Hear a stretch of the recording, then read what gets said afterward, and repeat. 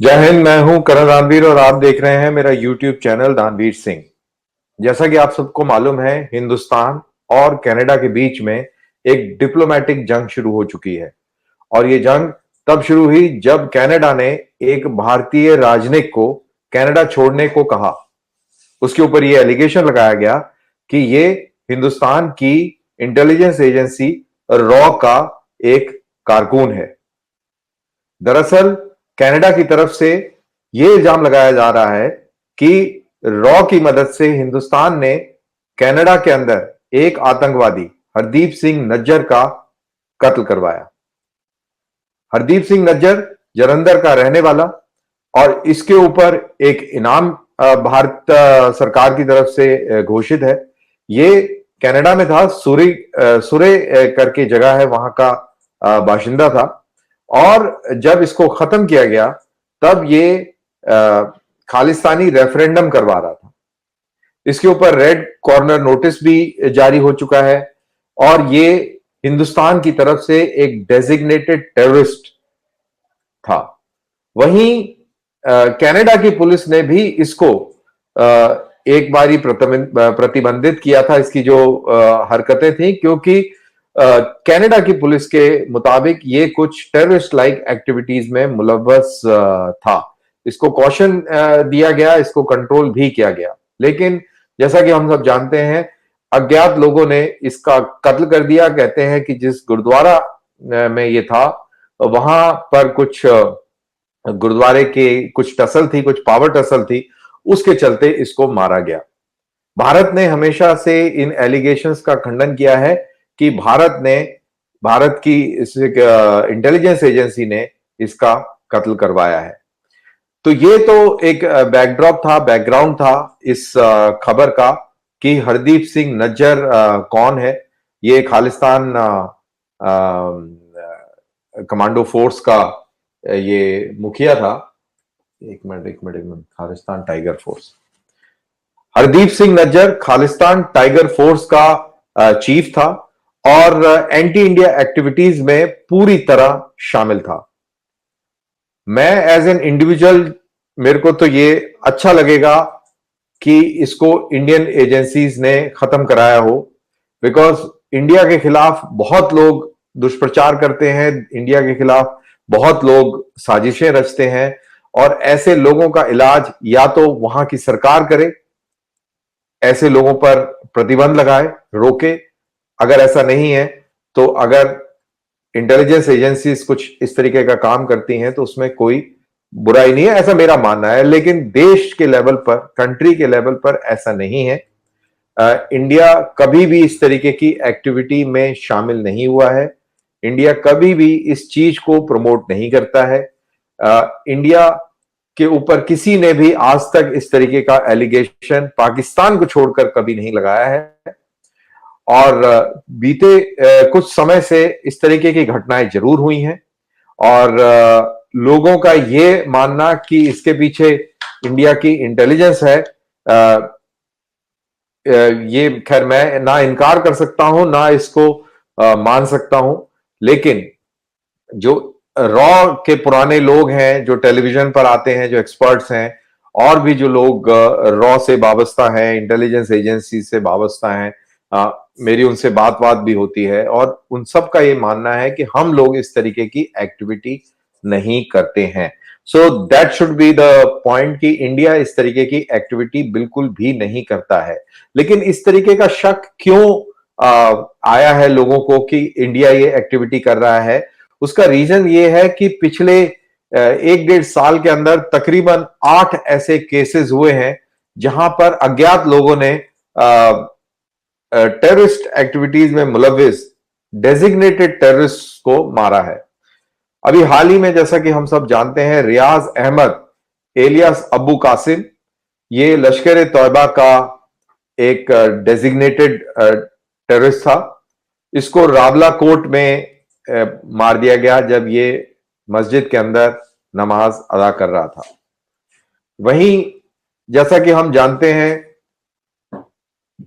हमारा एक तैयारा IC-814 का हाईजैक हुआ, पार्लियामेंट पर हमला हुआ, पठानकोट एयर बेस पर हमला हुआ, पुलवामा में हमला हुआ, उसका जो मास्टरमाइंड मसूद अजहर, ये भी शांत है। कहते हैं कि बालाकोट एयर स्ट्राइक के बाद ये उस इलाके से भागकर पेशावर पहुंचा, वहां पर एक मदरसे में पढ़ाने लग गया और आईएसआई और पाकिस्तान फौज की तरफ से इसको सिक्योरिटी मुहैया थी।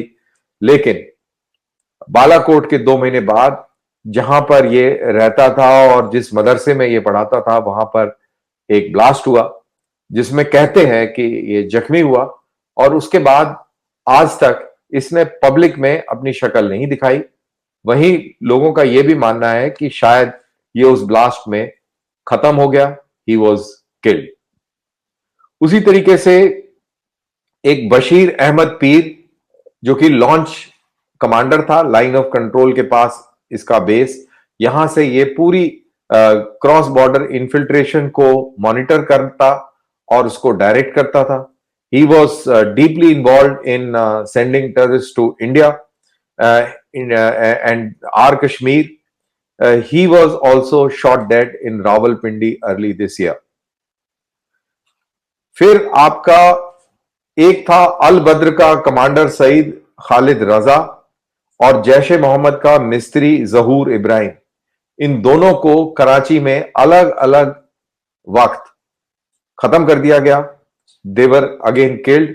इसमें जो जहूर इब्राहिम था, ये एक हाईजैकर था, one of the hijackers of IC 814। फिर आपका आता है लाल मोहम्मद, ISI ऑपरेटिव, जो कि इलीगल करेंसी, फेक करेंसी में डील करता था और नेपाल बेस्ड था। He was also killed in Kathmandu. He was shot dead last year. फिर उसके बाद हमको ये सब मालूम है कि एक लाहौर में ब्लास्ट हुआ था जिसका टारगेट बेसिकली हाफिज सईद था, लेकिन वो तो उसमें बच गया। लेकिन उससे पहले एक और ब्लास्ट हुआ था जिसके अंदर उसका लड़का तला सईद, वो जख्मी हो गया था और वो बच गया था। इसके अलावा अगर हम खालिस्तानी टेररिस्ट की बात करें तो खालिस्तानी कमांडो फोर्स के चीफ परमजीत सिंह पंजवर, इसको ठोका गया था लाहौर में इस साल के शुरू में, और फिर जून के महीने में हरदीप सिंह नज्जर, खालिस्तान टाइगर फोर्स का मुखिया, इसको सरे में कनाडा में ठोका गया और इसी की वजह से ये विवाद चल रहा है जिसमें कनाडा ने एक राजनयिक को एक्सपेल कर दिया है और इंडिया ने भी एक सीनियर डिप्लोमेट कनाडा के उसको एक्सपेल किया है और उसको 5 दिन का वक्त दिया है कि तुम हिंदुस्तान छोड़कर चले जाओ।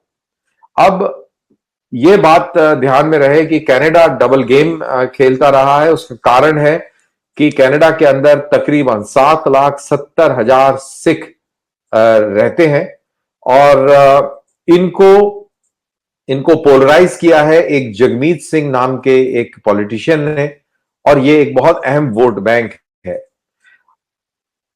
ये वोट बैंक एंटी इंडिया है, इंडिया के खिलाफ बातें करते हैं और भिंडरा वाले को एक लार्जर देन लाइफ और एक संत की उपाधि देते हैं।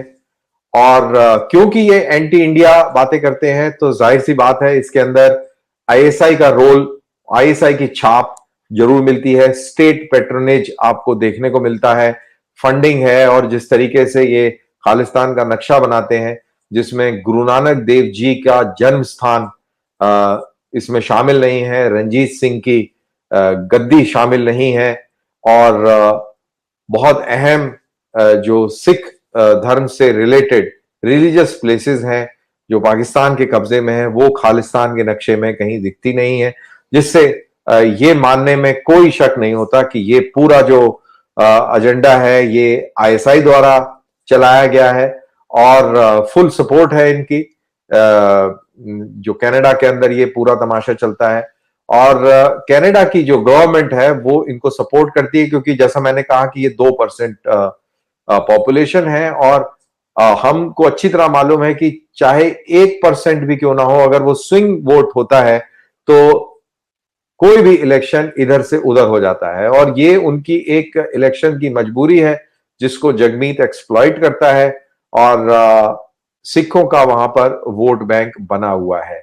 अब ये भी ध्यान रहे कि इसमें बहुत सारे सिख जो लीडर हैं, जो ये लोग हैं, जो ये आतंकवादी चेहरे बने हुए हैं, ये वो लोग हैं जिनके भाई, जिनके फादर, जिनके जो या खुद किसी समय ये पंजाब के अंदर आतंकवाद में शामिल थे, आतंकवादी खुद थे।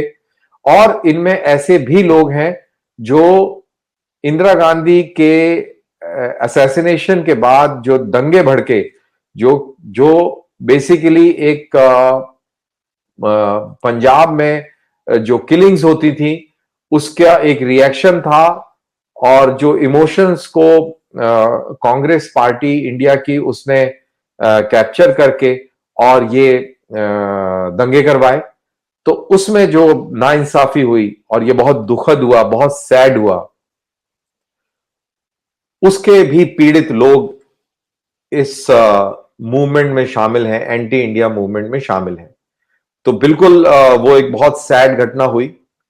फिर कुछ लोग ऐसे भी हैं जो गोल्डन टेम्पल के ऊपर हमले को बहुत गलत मानते हैं, डिस्पाइट द फैक्ट कि वहां पर भिंडरांवाले था, डिस्पाइट द फैक्ट कि वहां पर एक हथियारों का अड्डा बना हुआ था, और सुनने में आता है कि और भी बहुत सारे गलत काम उधर इस पायस जगह पर होते थे, और मजबूरन भारतीय सेना को वहां पर वो कार्रवाई करनी पड़ी जो करी। इसके ऊपर अलग अलग मत हो सकता है, मेरा पर्सनल मत भी बिल्कुल अलग है। मेरे को भी ऐसा लगता है कि वहां पर ये कार्रवाई नहीं करनी चाहिए थी, और बहुत सारे और भी तरीके हैं इसको डील करने के, वो किए जा सकते थे। और उसका उदाहरण हमने black thunder, operation blue star के बाद जो ब्लैक थंडर हुआ था उसमें हमने देखा। You don't have to go inside, there are very many ways to do a similar kind of operation. लेकिन जो सिख सेंटिमेंट है वो एंटी गवर्नमेंट हुआ है इस चीज को लेकर। मेरा यह मानना है कि at the first place Bhindranwale और उसके जो आतंकवादी थे उन्होंने इस पायस टेम्पल गुरुद्वारे की तौहीन करी, उसको वायलेट किया, और उसके खिलाफ एक सेंटिमेंट सिख कम्युनिटी में होना चाहिए, लेकिन ऐसा नहीं है। आई डोंट नो व्हाई, लेकिन ऐसा होना चाहिए। और बहरहाल, तो ये सारी चीजें हैं जो कॉम्प्लेक्स बनाती हैं इस पूरे सीन को, और ये इन सारी चीजों को हवा देते हैं वहां पर बैठे ये खालिस्तानी।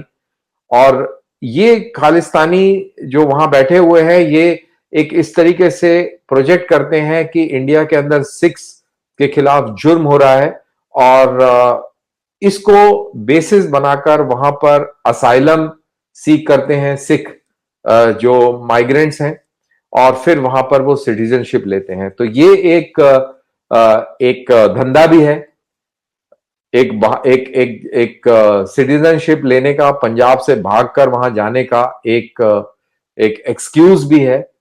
तो ये सारी चीजें इस चीज को बहुत ज्यादा कॉम्प्लेक्स बना देती हैं। अब आप सवाल पूछेंगे कि पंजाब से क्यों भाग रहे हैं लोग?